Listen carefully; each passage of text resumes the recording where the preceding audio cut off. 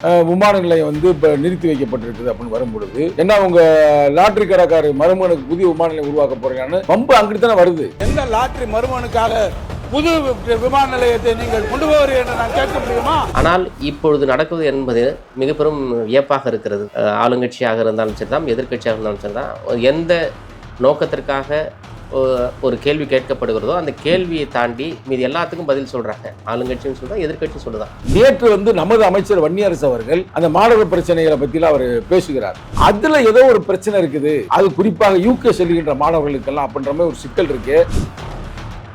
தோழர் தம்பி வந்து பாரதிதாசன் அவர்கள் தன்னுடைய இயலாமையிலிருந்து இங்கிருந்து கஷ்டப்பட்டு தான் படிக்க போனார். வெளிநாடுகள் வந்து கொண்டு வந்தது புரட்சியாளர் அம்பேத்கர். அவர் படிக்கிற காலத்திலேயே அதனாலே அவங்க வந்து அம்பேத்கர் திட்டம்னே போடுறாங்க. தலித் மாணவர்களுக்கு நீ வெளிநாட்டில் சென்று படிப்பதற்கான வாய்ப்பை கொடுங்கள். இப்ப நான் படிச்சதுனால மன்னனால படிச்சேன், இன்னைக்கு நான் பல மக்களுக்கு உதவி கொண்டிருக்கிறேன். Writing and speeches volume number 10 ஆங்கிலத்தில் இருக்கிற 10 இதை வந்து அம்பேத்கரே பதிவு செய்கிறார். வெறுமனே வந்து அது வருமானத்திற்காக மட்டும் இருக்காது, இந்த சமூகத்திற்கும் ஏதாவது மாற்றம் பல அம்பேத்கர் உருவாகலாம்ல.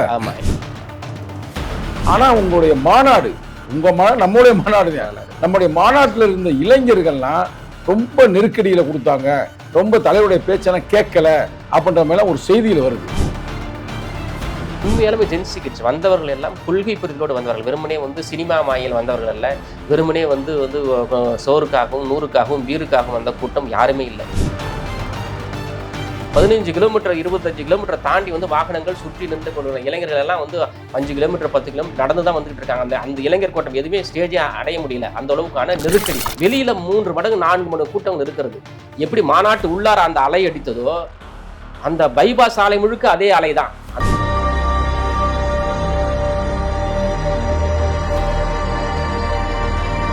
KN நேரு அவர்கள், முன்னாள் அமைச்சர் அவர்கள் சட்டமன்றத்துக்குள்ள சொல்றாரு, நீங்க விடுதலை சிறுத்தையில வந்து தனிச்சு நிற்க முடியுமா அப்படின்னு கேட்கிறாரு. கடந்த 10 ஆண்டுகளுக்கு மேலாக பெரிய அளவிலான கூட்டணி திரட்சி அங்கே இருந்தது. திமுக என்கிற கூட்டணி வந்து வலுவாக இருந்தது காரணம் விடுதலை சிறுத்தை கட்சி. எங்க கொடி ஊர்ல தெருவில் பறக்க முடிஞ்சதா? இதுதான் நம்ம திமுக நிலைமையா இருந்தது. இன்னமும் திமுகவில் சாதி வீரர்கள் இருக்கத்தானே செய்றாங்க. நீங்க எப்படி நீங்க வெளிப்படையா பேச முடியும்?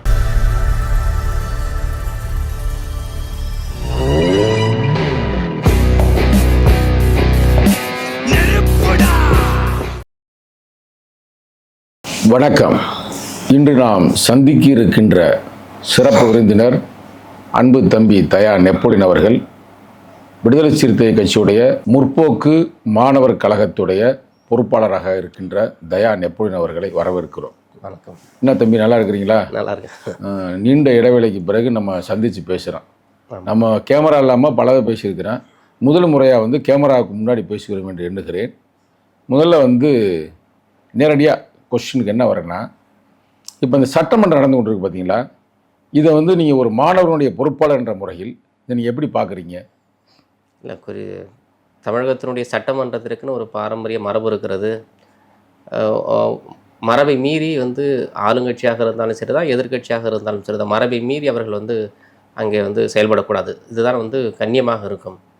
இப்போ புதிதாக தேர்ந்தெடுக்கப்பட்ட சட்டமன்ற உறுப்பினர்கள் வந்து சட்டமன்ற நடவடிக்கைகள் தெரியாதவர்களாக இருப்பார்கள். ஏற்கனவே திமுகவாக இருந்தாலும் சரி தான், அண்ணா திமுகவாக இருந்தாலும் சரி தான், அவர்கள் எல்லாம் சட்டமன்ற நடவடிக்கைகளில் கடந்த காலங்களிலே எம்எல்ஏக்களாக அமைச்சர்களாக பணியாற்றியவர்கள். இப்பொழுது இருக்கிறவர்கள் எல்லாம் தாவேகால இருக்கிறவர்கள் எல்லாம் புதியவர்கள்.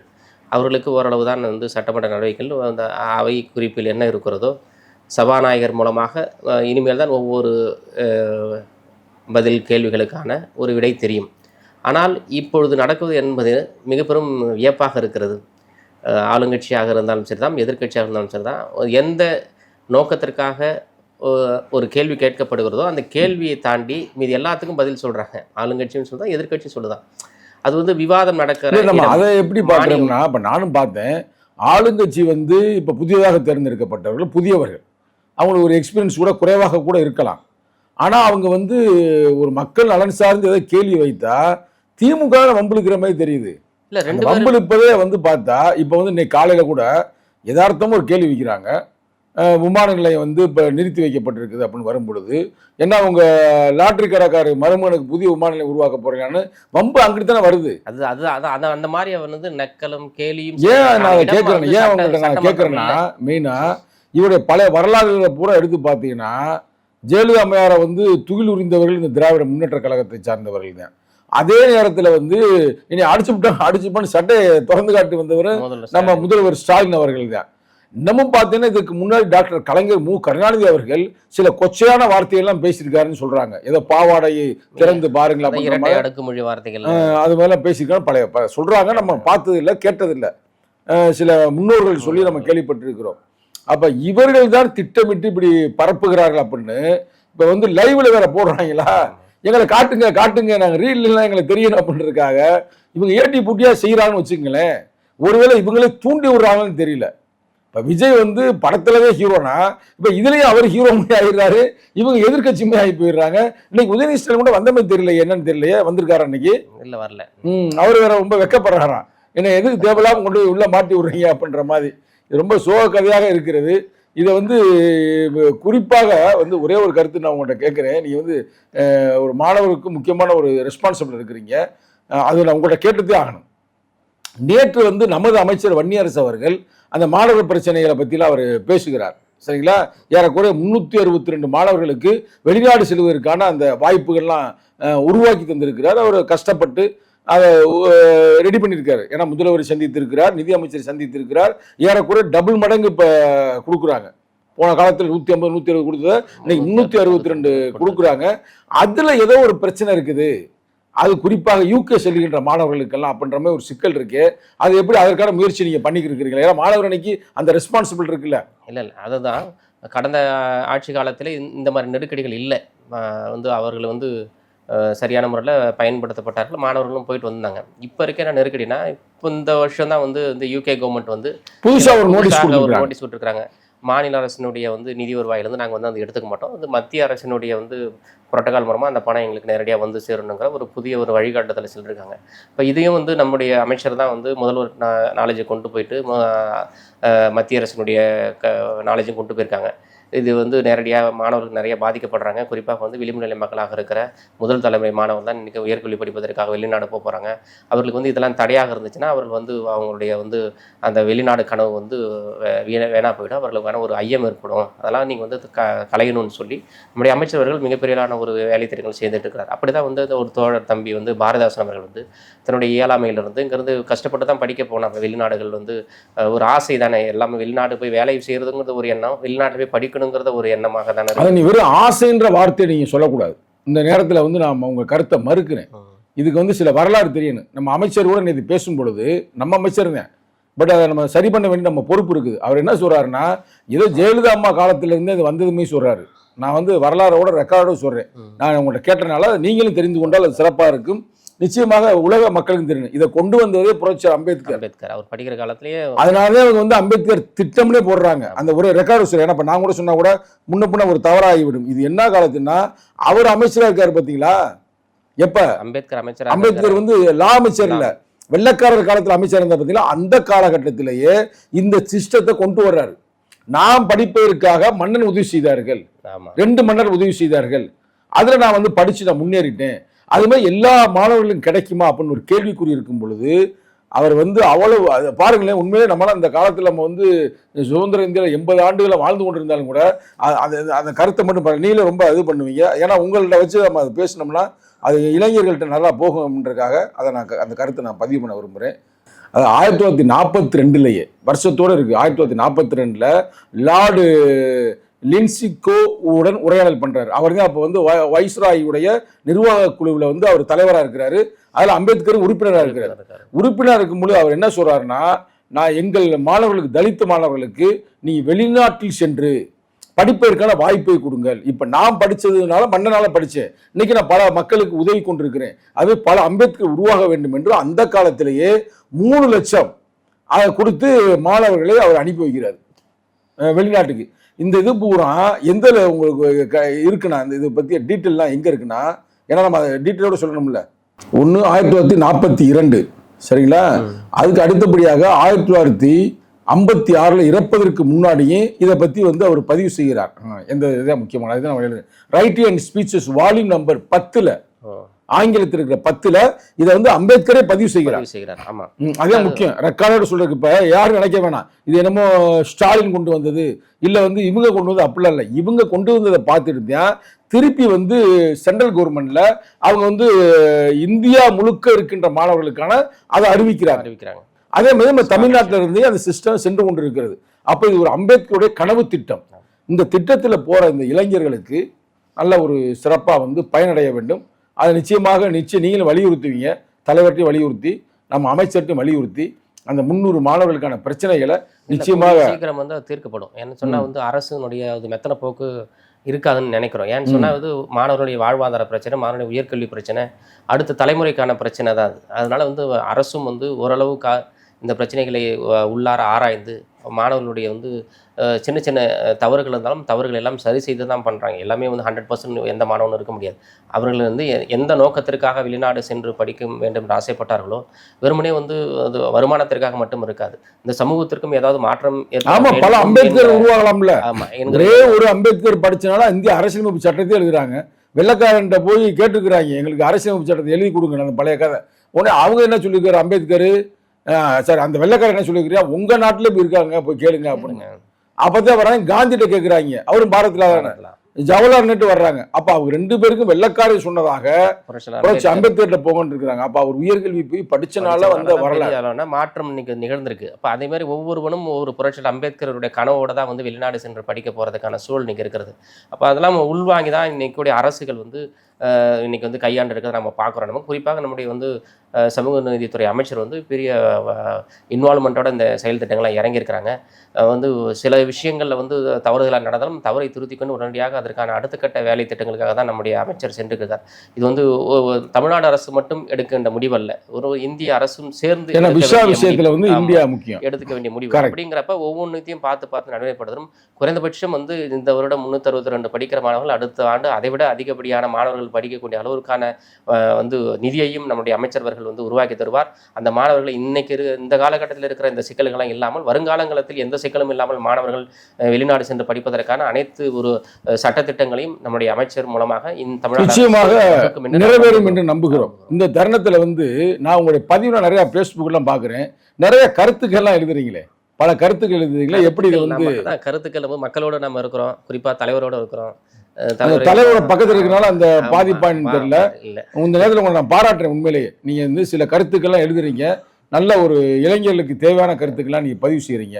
இவ்வளவு கருத்து மிக்க ஒரு அமைப்பு, தலைவன் பக்கத்தில் இருக்கிற நீங்க இருக்கிறீங்க.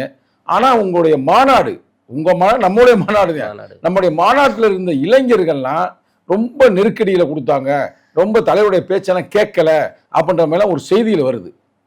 சரிங்களா? இதை நீங்க வந்து எப்படி பாக்குறீங்க? உண்மையில நீ என்னதான் நடந்துச்சு இப்ப எனக்கு தெரியும், இருந்தாலும் உங்கள் மூலமாக அது மக்களுக்கு தெரிஞ்சாதான் கரெக்டா இருக்கும். ஏன்னா நீங்க தான் மேடையில முழுக்க இருந்தீங்க. சரிங்களா? அப்ப நீங்களும் அதுக்கு ஒரு ரெஸ்பான்சிபிலிட்டி, யாரும் ஏற்றுக்கொள்ளது வரைக்கும் நானும் ஒரு வந்து பொறுப்பாளி தான். நீங்க சொல்றீங்க உங்களுக்கு தைரியமான, மத்த யாரும் இது வரைக்கும் சொல்லல. சரிங்களா? அதை வந்து நீங்க எப்படி பாக்குறீங்க? உண்மையில அங்க நடந்தது என்ன? அதான் இந்த மாநாடு என்பது வந்து மிகப்பெரிய வரலாற்றுல வந்து ஒரு பதிவு செய்யப்பட வேண்டிய மாநாடு. குறிப்பாக வந்து இப்போ கால ஓட்டங்கள் என்ன சொல்லுவாங்கன்னா, பெரிய பெரிய கட்சிகளே ஆண்ட கட்சிகள் என்ன சொல்லுவாங்கன்னா, ஒரு விடுமுறை நாட்களை தான் அந்த மாநாட்டை நடத்துவாங்க, சனிஞாயிறு தான் நடத்துவாங்க, இந்த வேலை நாட்கள் நடத்த மாட்டாங்க. ஆனால் இப்பொழுது நாம் தலைவர் எடுத்த முடிவு திங்கக்கிழமை நடத்துகிற முடிவு பண்ணோம். அது மக்கள் வந்து அதிகப்படியாக வரமாட்டான்னு ஒரு எண்ணம் இருந்தாலும் நமக்கு அந்த எண்ணம் இல்லை. ஆனால் வந்து வெளியே பார்வையாளர்களுக்கு அண்ணன் ஏன் இப்படி வச்சுட்டாரு, திங்கக்கிழமை வச்சுட்டாரு அப்படின்னு ஒரு எண்ணம். அது மற்ற மத்தியானத்துல வெயில்ல 12 மணிக்கு வைக்கிறாரு. இந்த வானிலை ஆய்வாளர்கள் வரையா மழை வருங்கிற ஒரு செய்தியை சொன்னதால் நம்முடைய தலைவர் வந்து அந்த முடிவு எடுக்கிறார், 12 மணிக்கு அந்த முடிவு எடுக்கிறார். ஆனால் மக்கள் வந்து நம்முடைய தலைவரை பின்பற்றுகிற மக்கள் வந்து தலைவரை எந்த அளவுக்கு வந்து நேசிக்கிறார்களோ அதே அளவுக்கு அவர் மீது உயிராகவும் இருக்கிறார்கள். அதனுடைய வெளிப்பாடுகள் தான் மேனி அவ்வளோ இளைஞர்கள் திரண்ட கூட்டம் வந்து பெரிய உண்மையாலுமே ஜென்சி கிட்ஸ் வந்தவர்கள் எல்லாம் கொள்கை புரிதலோடு வந்தவர்கள். வெறுமனே வந்து சினிமா மாயில் வந்தவர்கள் அல்ல, வெறுமனே வந்து சோறுக்காகவும் 100க்காகவும் பீருக்காகவும் வந்த கூட்டம் யாருமே இல்லை. சோறுக்காகவும் 100க்காகவும் பீருக்காகவும் வந்த கூட்டம் அல்ல. மக்களினுடைய நலன்களுக்காக எழுச்சி தமிழுடைய கொள்கையை வலுப்படுத்த வேண்டும் என்பதற்காக இந்த நாட்டினுடைய எதிர்காலம் விடுதலை சிறுத்தைகள் கையில் தான் இருக்கிறது, குறிப்பாக எழுச்சி தமிழர் கையில் தான் இருக்கிறது என்கிற ஒற்றை நம்பிக்கையோடு திரண்ட கூட்டம் தான் அங்கு பல லட்சம் மக்கள். அந்த பல லட்சம் மக்களில் குறைந்தபட்சம் 50% 60% இளைஞர்கள் வெறும் ஜென்சி இளைஞர்கள் தான், 30 வயதிற்குட்பட்ட இளைஞர்கள் தான். அந்த இளைஞர்கள் எல்லாம் தலைவரை ஒரு பெரிய நம்பிக்கையாக பார்க்கிறார்கள். தலைவருடைய வந்து அந்த தமிழ் தேசிய அரசியலை உள்வாங்கியவர்களாக வருகிறார்கள். வெறுமனே வந்து கண்டந்துட முடியாது. ஒருத்தன் ஒரு வண்டியில் ஏறான்னு சொன்னால், ஒரு வாகனத்தில் ஏறான்னு சொன்னால், தான் மெனக்கிட்ட ஒரு 100 ரூபா பெட்ரோல் போட்டு ஒரு மாநாட்டுக்கு வரான்னு சொன்னால், எதுவுமே எதிர்பார்க்காத வரான்னு சொன்னால், விடுதலை சிறுத்தைகள் மாநாட்டுக்கு மட்டும் தான் அப்படி ஒரு கூட்டம் திரளும். மீறி என்னன்னு சொன்னா ஒரு போய் வண்டியை நிறுத்தி சாப்பாடு கொண்டு வராங்க. வந்து மதியம்னா எனக்கு சாப்பாடு தயிர்ச்சாதான் அங்க இருந்து கட்டி வந்து கொண்டு கொடுத்தாங்க. அதுவும் இல்லாத இரவிலே வந்த வாகனங்கள், பேருந்துல இருந்த வாகனங்கள்லாம் அங்கே வண்டியை ஓரத்தில் ஒரு மரத்தடியில் ஓரத்தில் நிறுத்தி, ஏன்னு சொன்னா எப்பயுமே வந்து விடுதலை சிறுத்தைகள் மாநாடுனாவே கடைகள் அடைத்து விடுவார்கள், காவல்துறை நெருக்கடி கொடுப்பார்கள், கலவரமாகும் அப்படிங்கிற ஒரு மாதிரி ஒரு செய்தியை வந்து மக்கள்கிட்ட வந்து பயத்தை ஏற்படுவார்கள். இந்த கட்சியில் எந்த ஆட்சியாக இருந்தாலும் நடக்கும். அப்படிதான் இந்த மாநாடு தொடங்குவதற்கு முன்பாகவே 9 மணிக்கெல்லாம் லப்பகுடி கடை அந்த டோல்கேட்ல இருந்து எல்லா கடைகளும் ஆட்டத்தை சொல்லிட்டாங்க. இந்த பக்கம் வந்து விக்கிரவாண்டியிலிருந்து எல்லா கடைகளும் பைபாஸ்ல கடைகளும் அடைக்க சொல்லிட்டாங்க. நமக்கு சாப்பாடு கிடைக்காது என்கிற முன் அனுபவம் ஏற்கனவே நமக்கு இருக்கிறது என்பதால் நம்முடைய தோழர்கள், நம்ம தலைவர் அறிவுறுத்தலின்படி வண்டியிலேயே சாப்பாடை கட்டி எடுத்து வந்துட்டாங்க. சில பேர் அரிசி பருப்பு எல்லாம் எடுத்துட்டு வந்து கேஸ் அடுப்புலாம் எடுத்துட்டு வந்து மரத்து ஓரத்தில் நின்று சமைத்து சாப்பிட்டு விட்டு அப்புறம் தான் வந்து இந்த மாநாட்டுக்கு வந்தார்கள். அப்படி வந்து எதையும் எதிர்பார்க்காக திரண்ட கூட்டம் தான் அது கொள்கை ரீதியான திரண்ட கூட்டம் தான். இந்த திறந்த கூட்டங்கள் என்பது தலைவர் வந்து 12 மணிக்கு அறிவிச்சாங்க. 12 மணிக்கு அறிவிச்ச கூட்டங்கள்லாம் 10 மணிக்கெல்லாம் ஒரு கிளம்ப ஆரம்பிச்ச கூட்டம் 12 மணிக்கு வந்துருச்சு. எப்பயுமே வந்து கொஞ்சம் வந்து லேட்டாக வருகிற கூட்டங்கள்லாம் மணி 4 மணிக்கெல்லாம் வந்து திரண்ட ஆரம்பிச்சிருச்சு. பெரிய அளவிலான திரட்சி வந்து 4 மணிக்கெல்லாம் பார்த்தீங்கன்னா அரங்கம் நிறைந்து விட்டது. அரங்கம் நிறைந்து மக்கள் எல்லாம் வெளியில் தலைவர் வருவதுக்கு முன்னாடி அரங்கம் நிறைந்து விட்டது. இளைஞர்கள் எல்லாம் வெளியில் வந்து அந்த தட்டிகள் எல்லாம் மேலே ஏறி நின்றுட்டாங்க. அங்கே இருக்கிற அந்த எல்சிடி சிலிண்டர் இது அந்த காணொலி காட்சிகள் அந்த திரைகள் மூலமாக எல்லாம் மேலே ஏறி நின்றுட்டாங்க. மாடியில் மேலே ஏறி நின்றுட்டாங்க. மரங்கள் இடம் பற்றாக்குறை இடமே இல்லை. அதுவும் தாண்டி வந்து அந்தாண்ட உளுந்தூர்பேட்டைக்கு அந்தாண்ட விக்கிரவாண்டியிலிருந்து வண்டி வாகனங்கள் நின்று கொண்டு இந்தாண்ட பார்த்தோன்னா டோல்கேட் தொழுதூரிலிருந்து வாகனம் நின்று கொண்டு இருக்கின்றன. இந்த பக்கம் சேலம் தியாகதுருகத்திலிருந்து வாகனம் நின்று கொண்டு இருக்கின்றன. இந்த பக்கம் ஒவ்வொரு பக்கம் குறைந்தபட்சம் ஒரு 15 கிலோமீட்டர் 25 கிலோமீட்டர் தாண்டி வந்து வாகனங்கள் சுற்றி நின்று கொண்டு இளைஞர்கள் எல்லாம் வந்து 5 கிலோமீட்டர் 10 கிலோமீட்டர் நடந்து தான் வந்துகிட்டு இருக்காங்க. அந்த இளைஞர் கூட்டம் எதுவுமே ஸ்டேஜை அடைய முடியல. அந்த அளவுக்கான நெருக்கடி. அதையும் தாண்டி உளுந்தூர்பேட்டையிலிருந்து நடந்து வந்தாங்க பார்த்தீங்களா, இந்த இவ்வளவு கூட்டம் ஸ்டேஜில் நின்னாங்க பார்த்தீங்களா, அந்த கூட்டங்கள் எல்லாத்தையும் தாண்டி வெளியில 3 மடங்கு 4 மடங்கு கூட்டங்கள் இருக்கிறது. எப்படி மாநாட்டு உள்ளார அந்த அலை அடித்ததோ அந்த பைபாஸ் ஆலை முழுக்க அதே அலை தான். அந்த அலையெல்லாம் நம்ம வந்து ரெக்கார்ட் பண்ணி பார்த்தோம்னா அவ்வளோ அழகாக இருக்கிறது. அவ்வளோ மக்கள் எழுச்சியோட பெண்களும் ஆண்களும் வந்து குழந்தைகளும் ஆட்டம் ஆடிக்கொண்டு தன்னுடைய உணர்வுகளை வெளிப்படுத்தி கொண்டு நான் எங்களுடைய தலைவரை பார்க்க போகிறேன், எங்களுடைய தலைவருடைய பிறந்தநாள் விளையாட்டு அவர்கள் நான் கை கொடுக்க போகிறேன், அவர்களை முத்தம் கொடுக்க போகிறேன்ங்கிற ஒரு ஆசையோடு வந்த கூட்டம் தான் அங்கே திரண்ட கூட்டம். அது வந்து எதேட்சியாக நடந்த ஒரு நெரிசல் தான். அந்த நெரிசல் திட்டமிட்டு நடத்தப்பட்ட நெரிசலாக நாம் காண முடியாது. இளைஞர்கள் எல்லாம் ஆர்வத்தோடு வருகிறார்கள். அதை நாம் கட்டுப்படுத்த வேண்டிய பொறுப்பு அங்கே நிர்வாக ரீதியான பிரச்சனையை தவிர அது இளைஞர்கள் மீது பிரச்சனை அல்ல. நிர்வாகத்தில் கூட நாம் அதை ஒழுங்குபடுத்தி இருக்கோம். அளவுக்கு நீ எதிர்பார்த்ததை விட மக்கள் அதிகமா வந்து 100% அதிகம். வரைக்கும் யாரும் பேசாத முக்கியமான பாயிண்ட், திங்கட்கிழமை விடுதலை சிறுத்தைகள் மாநாடு நடத்திருக்கிறாங்க. சனிக்கிழமை ஞாயிற்றுக்கிழமை இல்ல, அதுவும் இரவு மதியம் 12 மணி வெயிலுக்கு. அப்ப இவ்வளவுக்கு வர்ற இளைஞர்கள் கொள்கை சார்ந்து வருகிறார்கள், கோட்பாடு சார்ந்து வருகிறார்கள். இதுதான் நம்முடைய வெற்றியே, மாநாட்டுக்கான வெற்றி. அதுதான் ஒரு மாபெரும் வெற்றி. அது தலைவர் பேசினா மட்டும் அந்த வெற்றி இல்ல, தலைவர் பேசவில்லை என்ற சொன்ன ஒவ்வொரு தொண்டனுடைய அந்த வருகை அதிக வெற்றி தான். அந்த மாநாடு பெரிய வரலாறு. இப்போதே நீ கொஞ்ச நேரம் முன்னாடி சொன்னீங்க மோரு பீரு 100ன்னு வரலாறு சொன்னீங்க. ஆனா இது இவ்வளவு பெரிய வரலாறு விடுதலை சிறுத்தை இருக்கும் பொழுது KN நேரு அவர்கள், முன்னாள் அமைச்சர் அவர்கள் சட்டமன்றத்துக்குள்ள சொல்றாரு, நீங்க விடுதலை சிறுத்தையில வந்து தனிச்சு நிக்க முடியுமா அப்படின்னு கேட்கிறாரு. இதை நீங்க எப்படி பாக்குறீங்க? அவர்கள் விடுதலை சிறுத்தைகள் வரலாறை அறிந்தும் அறியாதது போல் பேசுகிற வார்த்தை அது. அவர்கள் உண்மையாலும் விடுதலை சிறுத்தைகளுடைய கலப்பணி என்னன்னு தெரியும். விடுதலை சிறுத்தைகளுடைய வந்து ஓட் பேங்க் எந்த அளவு திமுகவுக்கு கைமாறி இருக்கிறது, திமுகவுக்கு மடைமாற்றி இருக்கிறது என்பது அவருக்கு நல்லா தெரியும். குறிப்பாக வந்து அண்ணன் ஏவா வேலு அவர்களும் தெரியும், KN நேரு அவர்களுக்கும் தெரியும். என்ன வச்சுன்னா அப்படி மறைக்கலாம் முடியாது அவங்களால. ஏன்னா முதல்வருக்கே தெரியும். வந்து CM ஜெயிச்சப்ப விடுதலை சிறுத்தைகளுடைய பங்கால் தான் நான் வெற்றி பெற்றிருக்கிறேன், விடுதலை சிறுத்தைகள் தான் எங்களுடைய நான் இன்னைக்கு முதல்வராக இருக்கிறது காரணம் அண்ணன் திருமான் தான் சொல்லி வெளிப்படையாக பேசியவர் தான் முதல்வர்கள். அதெல்லாம் அவர்கள் மறுக்க வாய்ப்பு இல்லை. அவர்கள் வந்து ஏதோ ஒரு சட்டசபைக்காக யாரோ ஒரு விவாதத்துக்காக பேசுகிறார். ஆனால் உண்மை நிலம் என்று சொன்னால் விடுதலை சிறுத்தைகளால் தான் கடந்த 10 ஆண்டுகளுக்கு மேலாக பெரிய அளவிலான கூட்டணி திரட்சி அங்கே இருந்தது. திமுக என்கிற கூட்டணி வந்து வலுவாக இருந்தது காரணம் விடுதலை சிறுத்தைகள் கட்சி தான். அப்ப தொடர்ந்து சட்டமன்ற தேர்தல், பார்லமெண்ட் தேர்தல், உள்ளாட்சி தேர்தல் அனைத்திலும் வெற்றி பெற்ற காரணம் விடுதலை சிறுத்தைகள். விடுதலை சிறுத்தைகள் தான் எதையும் எதிர்பார்க்காத வேலை செய்வான். விடுதலை சிறுத்தைகள் மட்டும் தான் வந்து இளைஞர்களாக இருந்தான். திமுகவில் எத்தனை இளைஞர்கள் சொல்லுங்க பார்ப்போம். திமுகவுக்கு எத்தனை பேர் வந்து வெளிப்படையா வேலை செஞ்ச பக்கம் சாதி ரீதியா எவ்வளவு பேர் நாங்கள் நெருக்கடிகளாக சந்திச்சோம், எவ்வளவு சாதிய நெருக்கடிகள். எங்கள் கொடி எங்கேயாவது பார்லமெண்ட் தேர்தல் எங்க தலைவர் நிக்க முடிஞ்சு எத்தனை சேரிகள் வந்து திமுகவுக்கு கோட்டையா நாங்க மாத்தணும், எத்தனை ஊர் திருவ நீங்க வந்து விடுதலை சிறுத்தைக்கு கோட்டையா மாத்தினீங்க சொல்லி பார்ப்போம். எங்க கொடி ஊர்ல தெருவில் பறக்க முடிஞ்சதா? இதுதான் நம்ம திமுக நிலைமையா இருந்து இன்னமும் திமுகவில் சாதி வீரர்கள் இருக்கத்தானே செய்றாங்க. நீங்க எப்படி நீங்க வெளிப்படையா பேச முடியும்? திமுகவினுடைய தலைமை வேணால் சாதிய மறுப்பாளர், ஆனால் திமுக 2ஆம் கட்ட அமைச்சர்கள் வந்து கடைகோடி மிகப்பெரிய ஜாம்பவான் என்கிற சொல்லுகிற அனைவருமே சாதி வெறிகளாக தான் இருக்கிறார்கள். அதனுடைய வெளிப்படுத்தல் தோற்றத்தை காரணமே அதுதான், வேற எதுவுமே தோற்றமில்லை. அவர்கள் வந்து ஜனநாயகமாக இருந்திருந்தால், அவர்கள் வந்து மக்களை அனுசரிக்கூடியவர்கள் இருந்திருந்தால், அவர்கள் வந்து சாமானியனுடைய வந்து அனுபவங்களை வந்து பகிர்வுகளாக இருந்தால் இன்னைக்கு வந்து திமுக ஜெயிச்சிருக்கும். அது காரணம் திமுக தான். திமுக தன் வாயில் மண்ணை அள்ளி போட்டு திமுக தோற்றதற்கு முக்கியமான காரணமே சாதி வெறிதான். சாதி வெறிதான், அவர்களுக்குள்ள இருக்கிற சாதி வெறிதான், சாதி புத்தி. சாதி புத்தி, அந்த சாதி புத்தியிலிருந்து வெளிவர வேண்டும். இன்னைக்கு வந்து இவ்வளவு பேர் வந்து இன்னைக்கு கூட்டணி விட்டு மாறி போயிருந்தாலும் ஏன் விடுதலை சிறுத்தைகளே அட்டாக் பண்றாலும் அது ஒரு சாதி ஒரு பெரிய, ஏன்னா விடுதலை சிறுத்தைகளை பொறுத்தவரை நம்ம தலைவரை பொறுத்தவரை எங்க போயினாலும் உண்மையா இருக்கும்னு ஆசைப்படுவார். கடந்த காலத்துல திமுகவுக்கு ஆதரவா நின்னா கூட அங்க உண்மையா நின்னார். ஏகப்பட்ட அடி, எவ்வளவு அடி, திமுக வாங்காத அடி எல்லாம் விடுதலை சிறுத்தைகள் வாங்கிடும், விடுதலை சிறுத்தை தொண்டர்கள் வாங்கிடும், எங்கள் தலைவர் வாங்கினார். எவ்வளவு ஏச்சு, எவ்வளவு ஒரு பேச்சு இல்ல, ஈழ பிரச்சனை அப்ப வந்து கருணாநிதி அவர்கள் மீது விழுந்த அத்தனை அடியும் விடுதலை சிறுத்தைகள் வாங்கினோம் நாங்க. அவருக்கு சப்பக்கட்டி எவங்க காங்கிரஸ் சப்பக்கட்டினா அன்னைக்கு விடுதலை சிறுத்தை நினைக்க நம்ம அன்னைக்கு அந்த இந்த நிமிடம் வரை நாம தான் நின்றுட்டு இருந்தோம். இன்னைக்கு நம்ம கூட்டணிக்கு மாறி போனாலும் இன்னைக்கும் வந்து நம்மை தான் வசைப்பாடுகிறாள். விடுதலை சிறுத்தை மட்டும் எல்லாம் அவருக்கு இவ்வளவு ஜெயிச்சிருக்க மாட்டாங்க. விடுதலை சிறுத்தை ஜெயிச்சது காரணமே வந்து விடுதலை சிறுத்தைகள் தான். திமுக இல்லைன்னா திமுக நாங்கள் காலி போட்டிருப்போம் சொன்ன நிலைமை தான் இன்னுமே இருக்குது. அப்ப வந்து எதிர்கட்சியா வந்து இன்னைக்கு அவர் உட்கார்ந்து இருக்கிறாருன்னா விடுதலை சிறுத்தைகள் போட்ட பிச்சை, விடுதலை சிறுத்தைகள் போட்ட வந்து பிச்சை என்பதை விட அவர் நம்மளுடைய உழைப்பு அங்க அதிகம். திமுக வந்து ஜெயிக்கணுங்கிற நமக்கு எத்தனை சீட்டு கொடுத்தாங்க? 8 சீட்டுல நம்ம எவ்வளவு, அவர்கள் ஜெயிச்ச இடம் எத்தனை, நம்ம வாக்கு வங்கி எவ்வளவு வாங்கியிருக்கோம், நம்ம இதெல்லாம் பெரிய டிஃபரன்ஸ் இருக்குல்ல. அப்ப இதையெல்லாம் அவர்கள் யூகிக்க வேண்டாமா? விடுதலை சிறுத்தை உழைப்பை கொச்சைப்படுத்தலாமா? அது வேற யாரோ கொச்சைப்படுத்தலாமா? KN நேரு கொச்சைப்படுத்தலாமா? அப்படி கேள்வி ஒரு வாயில இருந்து வரலாமா? இதுவே வந்து அந்த கேள்விக்கு வந்து மிகப்பெரிய வந்து அவருக்கு மன அழுத்தத்தை ஏற்படுத்தும். எப்படா நம்ம இந்த கேள்வி கேட்டோம் அவருக்கு ஒரு நாள் சிந்திக்கக்கூடிய நிலைமை வரும். எதிர்காலம் அதற்கு Facebook எல்லாம் பூரா அடிச்சு தள்ளுறாங்களே பயில விடுதலை சிறுத்தைகளை பூரா அட்டாக் பண்ணி இப்ப KN நேர வந்து சின்ன பண்ணமா ஆகிட்டாங்க. இல்ல உண்மை தானே, இளைஞர்கள் தானே இருக்காங்க. இப்ப ஓட்டு போட்ட எனக்கு தெரியுமில்ல, இப்ப நான் ஓட்டு போட்ட என்னுடைய தொகுதி மங்களூர் சட்டமன்ற தொகுதி, என்னுடைய தொகுதியில வந்து கணேசன் வேட்பாளர் நிற்கிறார், அமைச்சர் நிற்கிறாரு. அவங்க நாங்க ஓட்டு போட்டு எனக்கு தானே இந்த வழி என்னன்னு தெரியும், எவ்வளவு சிக்கல் எவ்வளவு ஓட்டு போட்டு எங்களுக்கு தானே தெரியும். அங்க எத்தனை வந்து மக்களை எப்படி அனுப்பிட்டு எங்களுக்கு தான் தெரியும், அந்த வழி எங்கெல்லாம் தெரியும். நான் ஏன்னா ஒரே ஒன்று தான் சொல்றேன். இதே வந்து ஒரு சர்வே, உண்மை சர்வே வந்து நேரு அவர்களை எடுக்க சொல்லுங்க. ஒவ்வொரு திமுகவினுடைய ஓட் பேங்க் அவங்களுக்கு விழுந்திருக்கான்னு கேட்க சொல்லுங்க. போன தாட்டி எத்தனை ஓட் பேங்க், எவ்வளவு வாக்கு. நீ என்ன சொல்ல வரீங்கன்னா இந்த 50-52 எம்எல்ஏ ஜெயிச்சிருக்கான முழுக்க விடுதலை சிறுத்தைகளோட பங்கு உள்ள இடங்கள்ல மட்டும்தான் அதிகப்படியான விடுதலை சிறுத்தை எங்கெல்லாம் மாசா இருக்கிறாங்களோ அந்த இடங்கள்ல மட்டும்தான் வந்து திமுக இல்ல.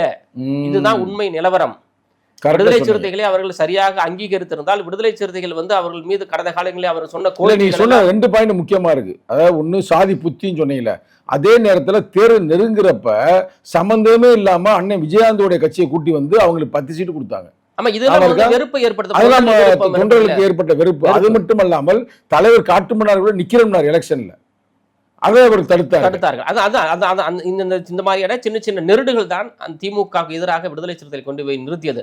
ஆனாலும் எங்களுடைய தலைவர் சொன்ன ஒற்றை சொல்லுக்காக நாங்கள் வேலை செய்தோம். ஆனால் வேலை செய்யாமல் வந்து புறக்கணித்தது திமுக தொண்டர்கள் தான். திமுக தான் தன்னை வந்து சுயபரிசோதனை செய்து கொள்ள வேண்டுமே தவிர அடுத்த கட்சியை கை நீட்டுவது என்பது ஒரு அபத்தமானது. அது வந்து கேவலமாக இருக்கு. இந்த மாநாடு அவங்களுக்கு தெரிஞ்சிருக்கும்ல, யாரான்னு கண்டுபிடிச்சிருப்பாங்க. வரான்ல, தன்னிச்சையா வரான்ல. இதே மாதிரி ஒரு கூட்டத்தை திமுகவில் கூட்ட சொல்லுங்க, வந்தா பார்த்தா அமைதியா அப்படி உட்காந்துருப்பான். அவங்க வந்து கிட்ஸ் வச்சிருப்பாங்க, ஸ்நாக்ஸ் கிட்ஸ் வச்சிருப்பாங்க. அதை சாப்பிட்டுட்டு உட்காந்துட்டு ஸ்டாலின் அவர்கள் பேசுவது மட்டும் கலைந்து சென்றார். அதுதான் இங்க வந்து தலைவர் பேசி முடிச்சதுக்கு அப்புறமா பல லட்சம் மக்கள் திரண்டு வந்து ஸ்டேஜை பார்த்துட்டு போறாங்க. தலைவர் திருவிழா, அதாவது மதுரையில நாங்க வந்து இந்த மதுரை அழகர் திருவிழா எவ்வளவு பெரிய மாசு தலைவர் சொல்லுவாரு, சிறுத்தைகள் கொண்டாடும் சித்திரை திருவிழா. அந்த சித்திரை திருவிழா இங்க நடந்துருச்சு. ஆமா, சித்திரை திருவிழா விட பல மடங்கு கூட்டம். அந்த திருவிழாவில கூட வந்து ஒரு செக்டார் எத்தனை லட்சம் இருக்குன்னு நீங்க நினைக்கிறீங்க? 15 லட்சத்துக்கு மேற்பட்ட மக்கள் தான் இருப்பாங்க. 10 லட்சத்திற்கு அதிகமா குறைந்தபட்சம் இருப்பாங்க. ஏன்னு சொன்னா அவ்வளவு மாசுங்க.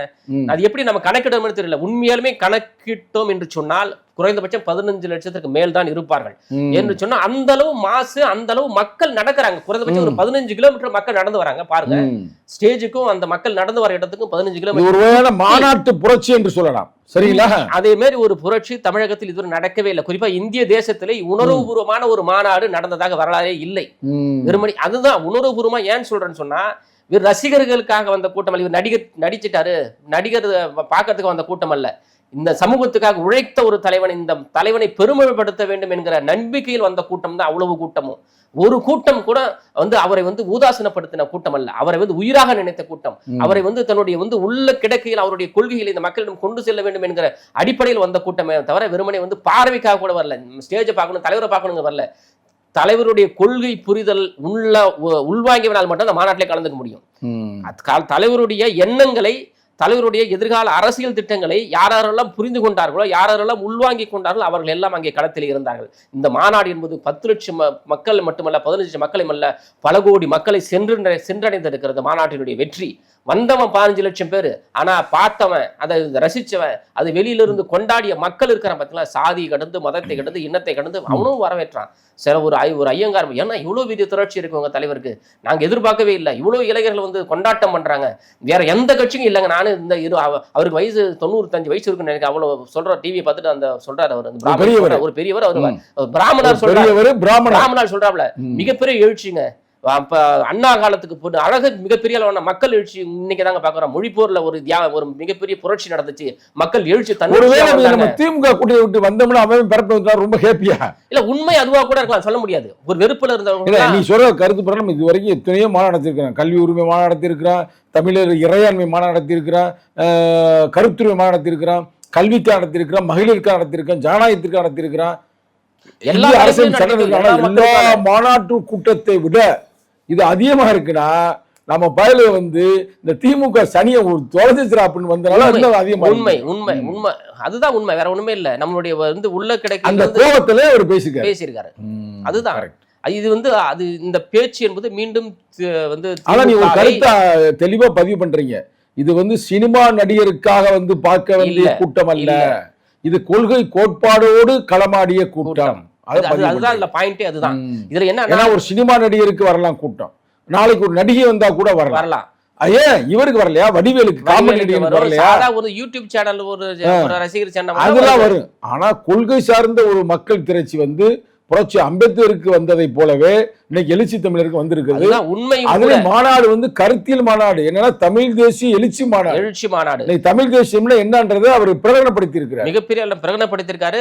அந்த 125 தீர்மானங்களே வரலாற்றில் யாருமே போடாத தீர்மானங்கள். அதை பற்றி ஒரு யூடியூப் சேனலுக்காரும் தலைவர் சொல்லிட்டாரு, ஒவ்வொரு பேச மாட்டாங்க, ஒவ்வொரு இடமா போய் இது பேச போறோம், விளக்க பொதுக்கூட்டம் போடுறாங்க. இது நம்ம ஒவ்வொரு சாமானியனும் அதை கையில் எடுத்து கொண்டு போகணும். எப்படி ஒரு மார்க்சியத்தை கையில் எடுத்து நம்ம பேசுறோமோ, இது மக்கள் உரிமைகளுக்கான தீர்மானம். ஒவ்வொரு தீர்மானங்களையும் ஒவ்வொரு மக்களுக்கான பிரச்சனைகள் அடங்கி இருக்கிறது, மக்களுக்கான தீர்வுகள் அடங்கி இருக்கிறது, மக்களை அடுத்த எப்படி அமைப்பாக்கணுங்கிற ஒவ்வொரு தீர்மானங்களும் அதுல இருக்கிறது. அந்த தீர்மானங்கள் எல்லாம் ஒவ்வொருக்கானது, ஒரு குறிப்பிட்ட சமுதாயத்துக்கான தீர்மானம் அல்ல, அனைத்து மக்களுக்குமான தீர்மானம். அவங்க தொழிலாளருக்கான தீர்மானம் இருக்கிறது, விவசாயிக்கான தீர்மானங்கள் இருக்கிறது, மாற்றுத்திறனாளிக்கான தீர்மானங்கள் இருக்கிறது, பெண்களுக்கான தீர்மானங்கள் இருக்கிறது, ஏகாதிபத்தியத்துக்கு எதிரான தீர்மானங்கள் இருக்கிறது, விடுதலைக்கான தீர்மானம் இருக்கிறது, எல்லா மாணவர்களுக்கான தீர்மானம் இருக்கிறது, எல்லா வகையான செக்டார் தமிழ் மொழிக்கான தீர்மானம் இருக்கிறது, எங்கெங்கெல்லாம் விளிம்பு நிலை மக்களாக இருக்கிற ஒவ்வொருவருக்கான உரிமையை பேசக்கூடிய தீர்மானம் தான் அந்த தமிழ் தேசிய மாநாடு தீர்மானங்கள். அப்ப இதையெல்லாம் யாரும் பேசுவதற்காக இல்லை, அதையெல்லாம் யாரும் விவாத பொருளாக எடுத்துக்கொள்வதற்கு தகுதி இல்லை. ஆனால் தலைவருடைய கூட்டத்தில் நெரிசல் ஏற்பட்டு விடுறது, தலைவர் பேசாமலே சென்று விட்டார் என்கிற சில அரைவை காட்டு ஊடகவியலாளர் பேசவே முடியாம போறான்னா எவ்வளவு கூட்டம் இருக்கு. அது மிகப்பெரிய அரசியல், அதை பார்க்கணும் இல்ல, இது அதான் மிகப்பெரிய ஒரு அரசியல் இருக்கு அதுல. எப்படின்னு சொன்னா தலைவர் அந்த சமயோசித புத்தியில சரியா சொல்ல வந்தேன். இப்ப விஜய் அவர்களுடைய கூட்டம் நடந்து கரூர் நெரிசல் நடந்து பாத்தீங்களா? அப்போ அது என்ன எவ்வளவு பெரிய இடம் சொல்லுங்க. சாதா ஒரு 100 அடி 200 அடி சாலை, இது சாலையிலே ஒரு 500 மீட்டர் மக்கள் திரட்சி என்னாங்க, அவ்வளவுதான். அதை தாண்டி கூட்டம் இல்ல. இதெல்லாம் அதை மீறி 100 மடங்கான கூட்டம் இங்க இருக்கிறது. கரூர் சம்பவத்தை விட மிகப்பெரிய அளவிலான சம்பவம் நடக்க வாய்ப்பு இருக்குது என்று உணர்ந்துதான் பேசுற மாதிரி 1 மணி நேரம் 1.5 மணி நேரம் பேசியிருந்தாருன்னா இல்ல இடம் இல்லங்க. தலைவரையும் நம்ம குறை சொல்ல முடியாது, தொண்டர்களையும் குறை சொல்ல முடியாது, இடம் இல்ல. அப்படியே பாத்தீங்கன்னா லாஸ்ட் அந்த ஒரு சாலை போது பாருங்க, 1 கிலோமீட்டர் அந்த சாலை போது நம்ம மெயின் ஸ்டேஜ் வச்சிருக்கோம் பாத்தீங்களா, அந்த ஸ்டேஜ்ல இருந்து ஒரு அலை அடிக்குது, அப்படியே அந்த அலை திரும்பி அப்படியே போகுது, அப்படியே அந்த அலை அடிக்கிறது, அலையை வரும், அவ்வளவு கண்கொள்ளா காட்சியாக இருக்குது. அவன் என்ன பண்ண முடியும்? அந்த இடத்துல அவன் ஒண்ணு அலை அடிக்கிறப்ப முன்னோக்கி தான் போக முடியும், பின்னோக்கி போகிற வாய்ப்பே இல்லை. அடிச்சு முன்னாடி தான் வந்துட்டே இருக்கு, இளைஞர்கள் வந்துட்டே இருக்கான். அதுக்கு லாஸ்ட் ஸ்டேஜ் தான் இருக்குது.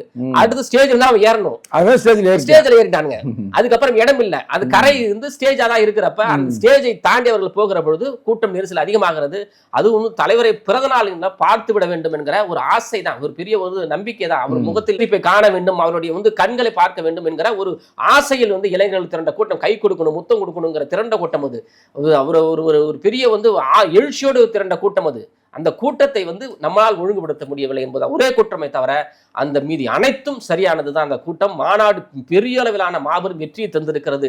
அது ஆண்ட கட்சிக்கும் அலர்ஜி இருக்கிறது, இப்ப ஆளுகின்ற கட்சிக்கும் அலர்ஜி ஏற்படுத்தி இருக்கிறது என்பதுதான் நிதர்சனமான உண்மை.